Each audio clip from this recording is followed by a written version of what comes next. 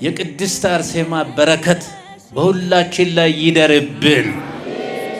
በጸሎቷ ትጠብቀን።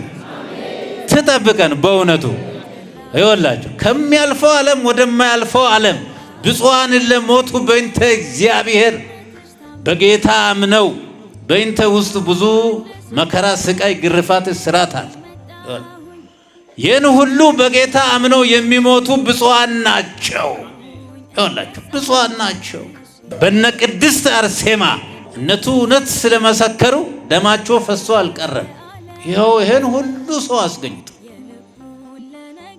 የመንግስተ ሰማያት ወራሾች እንዲሆኑ የሰው ልጆች በከንቱ እንዳይቀሩ ዋጋ ከፍለዋል። የእግዚአብሔር ልጆች ዛሬ ሽልማታቸው ይኸው ቃል ኪዳኑን ስለጠበቁ፣ ሰንበቱን ስለጠበቁ፣ እግዚአብሔርን ዙሮ ለዓለም ስላስተዋወቁ፣ በስጋቸው መከራ ቢገጥማቸው በነፍሳቸው ሕያዋን ናቸው።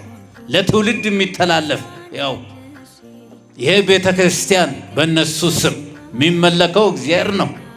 መታሰቢያነቱ ግን ለነሱ ነው። ከዚህ የበለጠ ነገር አለ እግዚአብሔር ልጅ።